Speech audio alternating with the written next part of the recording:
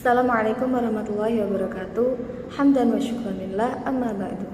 Kepada yang terhormat Ibu Zani Murtafiati Mizani, MPDI, selaku dosen pengampu sejarah pendidikan Islam di Indonesia, dan juga teman-teman yang berbahagia. Baiklah, di sini kami dari kelompok 12 akan mempresentasikan makalah kami yang berjudul Pendidikan Tinggi Islam di Indonesia. Baiklah, kita akan masuk kepada poin yang pertama, yaitu A. Sejarah pendidikan tinggi Islam di Indonesia. Sejarah pendidikan tinggi Islam dimulai dengan lahirnya Sekolah Tinggi Islam di tahun 1940 sebagai hasil pertemuan beberapa guru muslim di Padang. Pada tahun 1945, sebulan setelah proklamasi kemerdekaan Indonesia, di tingkat nasional berdiri Sekolah Tinggi Islam atas inisiatif Muhammad Hatta sebagai ketua dan Muhammad Natsir sebagai sekretaris dan dipimpin oleh Profesor Kahar Muzakir. Pada tahun 1946, sekolah ini dipindahkan ke Yogyakarta mengikuti perpindahan ibu kota negara. Berdiri pula Akademi Dakwah Islam atau ADIA di Jakarta berdasarkan Peraturan Presiden Nomor 1 tahun 1957. Melalui Peraturan Nomor 34 tahun 1950, Fakultas Agama Universitas Islam Indonesia di Yogyakarta diubah menjadi Perguruan Tinggi Agama Islam Negeri atau PTAIN. Hal ini disebabkan cakupan pengetahuan agama Islam yang demikian luas tidak mencukupi untuk diajarkan dalam satu fakultas. Pada tahun 1960, PTAIN dengan ADIA Jakarta disatukan. Sejak tanggal 9 Mei 1960, namanya menjadi IAIN Al-Jami'ah Al-Islamiyah Al-Hukumiyah yang berada di dua kota yaitu Yogyakarta dan Jakarta. IAIN merupakan pusat pengembangan dan pengkajian ilmu agama Islam. Institusi ini diharapkan membentuk sarjana muslim yang memiliki keahlian di bidang ilmu agama Islam, berakhlakul karimah, cerdas, dan bertanggung jawab demi terwujudnya kesejahteraan masyarakat. Dengan kata lain, selain dapat bekerja di Kementerian Agama, para alumni juga mampu menjadi pemimpin masyarakat. Tuntutan mencetak sarjana Islam atau ulama dan juga menempati birokrasi di Kementerian Agama menjadi dorongan bagi umat untuk mendirikan IAIN di seluruh Indonesia. Di beberapa provinsi lahir IAIN cabang seperti IAIN Bengkulu dan IAIN Curup yang berinduk ke IAIN Palembang, IAIN Palangkaraya yang berinduk ke IAIN Jakarta, IAIN Bukit Tinggi yang berinduk ke IAIN Imam Bonjol, Padang. Pada perkembangannya terjadi perubahan yang mana IAIN cabang menjadi STAIN yang dapat mengatur dirinya sendiri. Kemudian terjadi perubahan lagi sehingga beberapa STAIN berubah menjadi IAIN, antara lain STAIN Cirebon, Bengkulu, dan lainnya.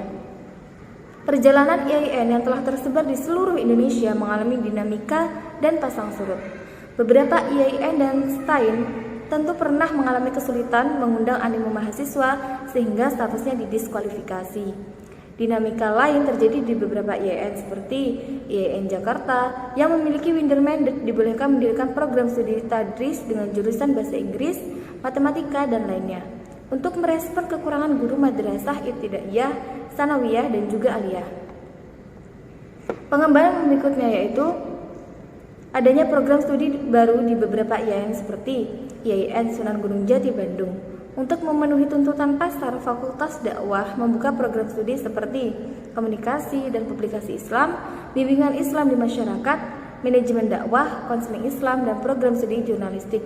Pengembangan yang berbeda dengan fakultas yang sama di IAIN yang lain adalah program studi jurnalistik. Sama halnya di Fakultas Dakwah IAIN Sunan Ampel yang memiliki program studi komunikasi, IAIN Syarif Qasim Pekanbaru di Fakultas Tarbiyah membuka studi psikologi, dari Fakultas Syariah membuka program studi manajemen dan program D3 dengan program studi manajer perusahaan. Fakultas Dakwah Islam membuka program studi komunikasi dan D3 membuka program studi pers dan grafika, di samping program studi pengembangan masyarakat Islam dan konseling Islam. Untuk yang selanjutnya, sama halnya di Fakultas Dakwah IAIN Sunan Ampel yang memiliki program studi komunikasi.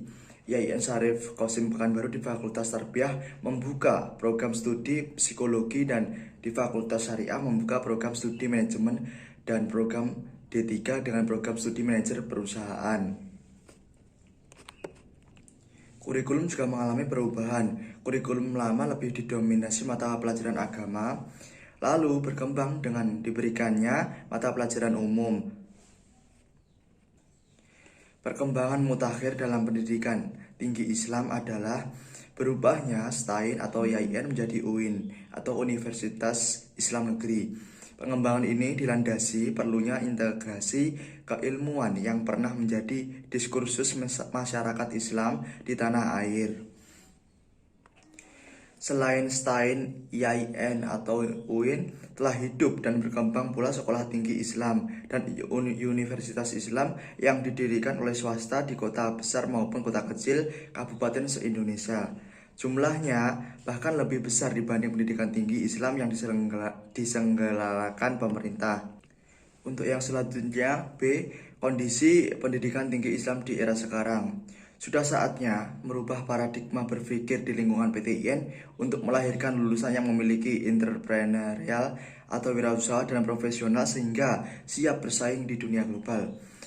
Maka dengan adanya momentum MEA, sudah saatnya PTIN mengubah pola pikir lama itu yang cenderung dogmatis dan birokratis dengan pola pikir entrepreneurship yang lebih taktis, efektif, dan efisien.